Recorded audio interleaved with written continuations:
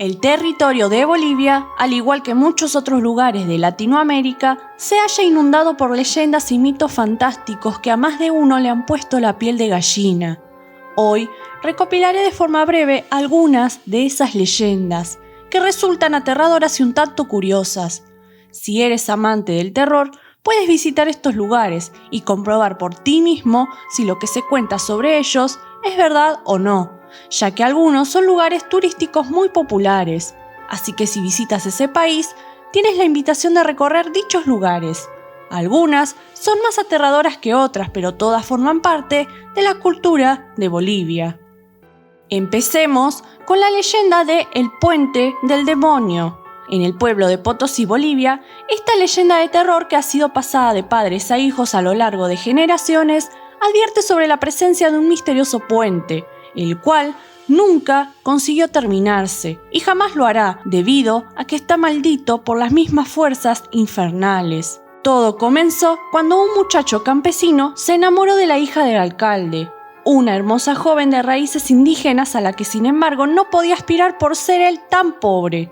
El gobernador era muy celoso y aspiraba a casar a su hija solo con un hombre que fuera rico e importante. Era por eso que los jóvenes amantes tenían que verse a escondidas, pero durante uno de sus encuentros tuvieron la mala suerte de ser sorprendidos por el alcalde, quien apartó a su hija furioso del chico. Este le dijo que debía pagar cierta cantidad de dinero al cabo de unas semanas si tanto amaba a su hija.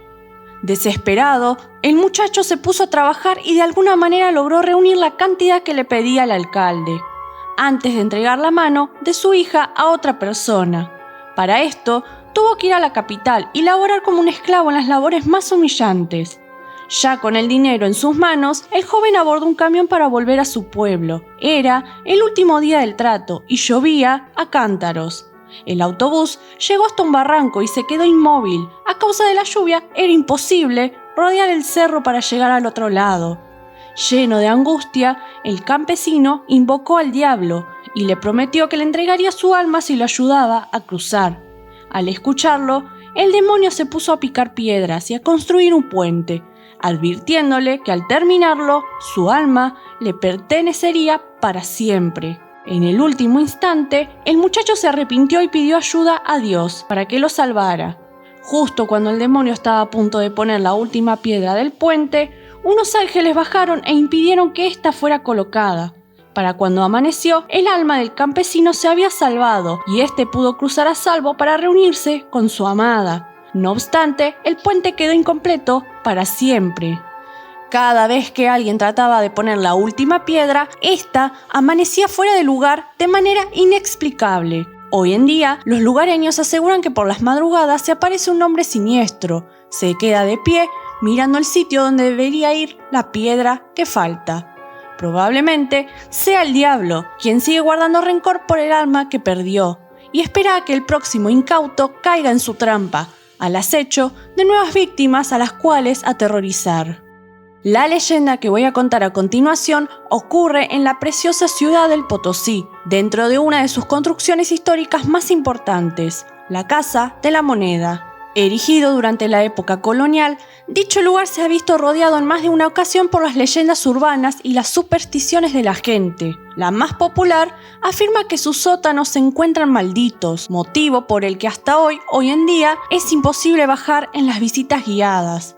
Siglos atrás, la Casa de la Moneda servía como fábrica de centavos que después de su elaboración eran distribuidos por toda la ciudad. Trabajaban allí numerosos esclavos que habían sido traídos desde África. Justo enfrente se alzaba un convento, que por su fachada y por la apariencia de las hermanas que allí vivían, se había ganado el respeto de todos los habitantes. Sin embargo, nadie podía imaginar los comportamientos aberrantes que tenían dentro del lugar. El monasterio se encontraba corrompido por la tentación y la falta de fe de las monjas, quienes llevaban a cabo sesiones espiritistas y otros actos de adoración al maligno.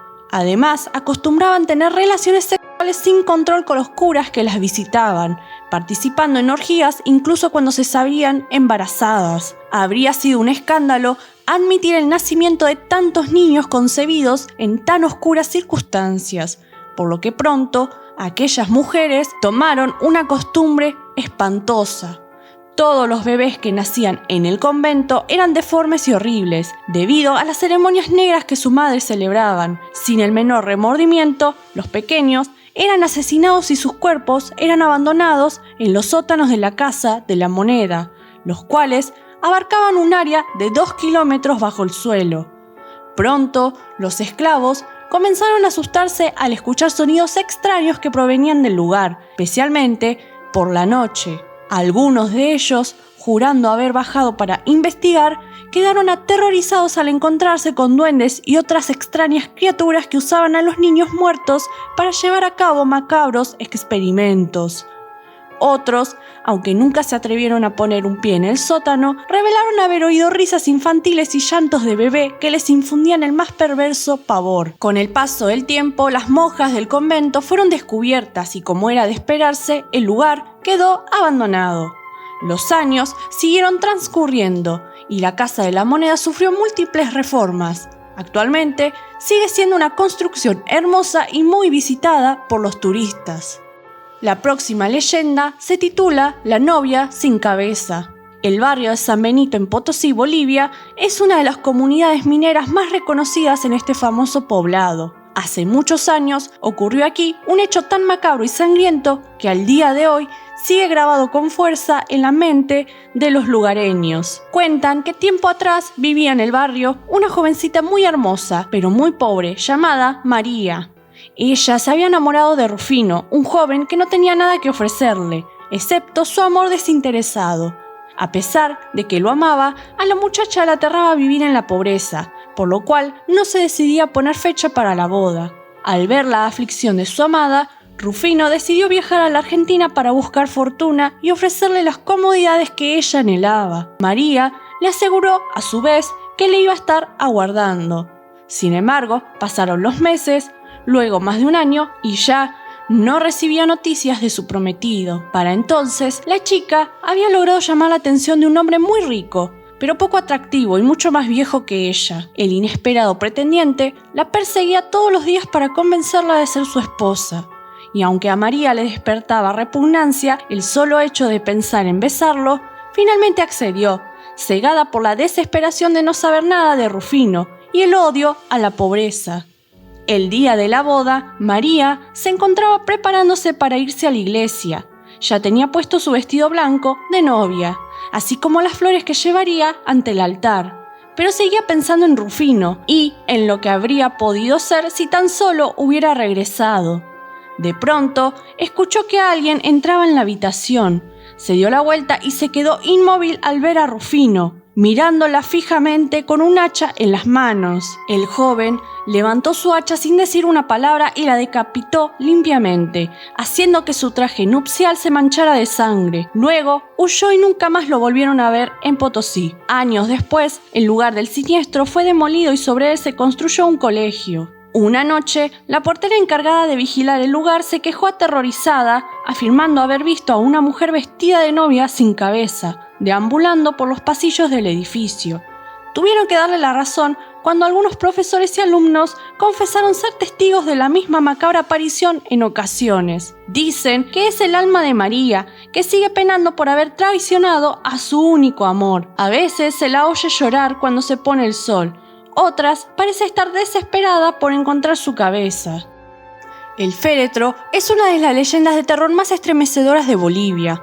La historia se remonta poco después de la época de la conquista, cuando los españoles ya estaban asentados en Sudamérica. Cuentan que por aquel entonces llegó al país una familia proveniente de España, conformada por un matrimonio con 5 hijos y todos contaban con la esperanza de enriquecerse. Para ello, el padre invirtió todos sus ahorros en las prósperas minas del Potosí, de las cuales se extraían diariamente metales preciosos.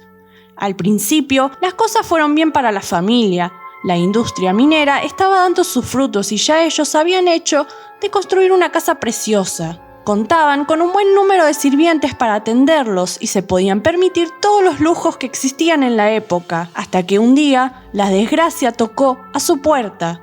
La hija más pequeña de la familia se enfermó gravemente.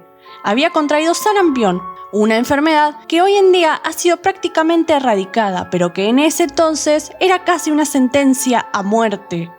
Sus padres contrataron a los mejores médicos para ayudarla, pero fue en vano. La niña murió y tanto sus padres como sus hermanos quedaron devastados. Como si eso no fuera suficiente, sus negocios se fueron a la quiebra y su antigua vida de riqueza quedó en el pasado. Derrotado, el padre decidió que regresarían a España para comenzar de nuevo. Antes de marcharse, le dio a su hija sepultura y la colocó en un féretro de madera que enterró cerca de las minas. La familia volvió a España y a los pocos días, los trabajadores de la mina no tardaron en darse cuenta de que algo muy macabro sucedía por las noches. Primero, algunos de ellos aseguraron haber visto un féretro en llamas que se deslizaba desde las minas hasta el lugar en el que se encontraba la estación de trenes. Allí se quedaba toda la noche hasta que el sol comenzaba a salir. Entonces regresaba a toda velocidad hasta las minas, antes de que el primer rayo de luz lo alcanzara. Otros empleados decían haber escuchado las risas de una niña, cuya silueta deambulaba por los corredores de la mina, poniéndoles los pelos de punta. El tiempo pasó y el misterio del féretro de las minas se convirtió en una leyenda descalificada por muchos. Aún hoy en día existen visitantes que aseguran haber escuchado a la pequeña, haber visto su aura a lo lejos o bien haberse encontrado con un misterioso ataúd en los rincones, que desaparece en solo cuestión de segundos. Continuemos con la próxima historia titulada La Viuda Alegre. Esta cuenta la historia de Martín. Martín era un muchacho bastante tímido y reservado, que casi nunca salía de su casa, pero aquella noche sus hermanos lo convencieron de ir con ellos a un baile que se celebraba en el pueblo. Cuando llegaron, todo era música y alegría. Los parientes de Martín no tardaron en sacar a bailar a unas jovencitas, pero él se quedó en un rincón, aburrido y con ganas de irse. Fue en ese momento cuando una mujer muy atractiva se le acercó. Tenía ojos grandes y negros como su cabello, una piel muy blanca como la leche y una linda sonrisa. Esta lo invitó a hablar afuera. Martín aceptó, entusiasmado porque era la primera vez que conversaba con una joven tan atractiva. Charlaron por horas, rieron y él se sintió enamorado de aquella bella desconocida. Luego, repentinamente, se besaron y él se dijo que aquella noche era la mejor de su vida. Ella en un momento dice que ya debe regresar a su casa y Martín se ofrece a acompañarla. Los dos subieron al caballo de Martín y tan pronto como la mujer estuvo en la silla de montar, el equino se puso a relinchar nervioso, como si le hubiera caído encima alguna clase de alimaña. El muchacho intentó controlarlo y se disculpó por el temperamento del animal. La chica insistió en ir al cementerio. A Martín le pareció raro, pero accedió pensando que tal vez la muchacha vivía por ese rumbo. Durante el camino, un silencio espectral se hizo entre ambos. El joven quería hacer conversación, pero cada vez que intentaba decir algo, las palabras morían en su garganta y algo le impedía voltear, como si algo dentro de él le advirtiera que siguiera con la vista en el camino. Finalmente, a lo lejos se divisó el cementerio. La chica, en ese momento, emitió un grito aterrador que paralizó por completo a su acompañante. Sudando frío, Martín miró por encima de su hombro y se dio cuenta que detrás de él ya no montaba a su amada, sino un esqueleto con ojos de fuego que reía de forma gutural. El caballo volvió a encabronarse y Martín cayó al suelo, aterrado. Lo último que vio antes de quedarse inconsciente fue al espectro alejándose con rumbo al cementerio. Sin saberlo, había conocido a la Viuda Alegre, un ser que salía de su tumba todas las noches para matar a los inocentes de un susto. Cuando sus hermanos lo encontraron a la mañana siguiente tirado en el camino, no había nada que hacer. Martín ya estaba muerto. Muchas son las cosas que se cuentan acerca del Hospital de Clínicas, el más antiguo de la ciudad de La Paz, Bolivia. Este edificio, ubicado en el complejo de Miraflores, alberga secretos que a más de uno le han puesto la carne de gallina, y es que se dice que después de tantos años son varios los pacientes que se niegan a abandonar el lugar, a pesar de que estos ya están muertos. Eloy Ticona es quien mejor puede dar fe de ello. Durante 25 años, este hombre ha trabajado como portero del hospital, por lo que ha escuchado innumerables historias y anécdotas. También ha visto cosas.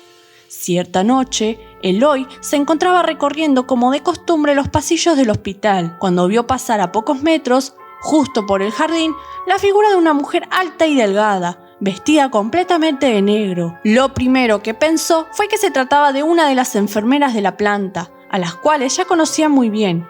La mujer no le respondía a sus preguntas. Simplemente entró al hospital y se deslizó a lo largo de un corredor, ingresando a la habitación de un enfermo. Este, intrigado, decidió ir tras ella. Con mucha discreción abrió la puerta, encontrándose con que no había nadie en la habitación a excepción del paciente que se removió en su cama. Aquella ocasión, por cierto, no fue la única en la que vio a la mujer de negro. Varias noches más tarde volvió a aparecer, visitando a otros enfermos. Tras comentar esta situación con algunos médicos y enfermeras, el vigilante llegó a la conclusión de que quizás se trataba de la viuda del general, un fantasma muy conocido dentro de la clínica. Sin embargo, él no es el único que ha sido testigo de este tipo de espectros.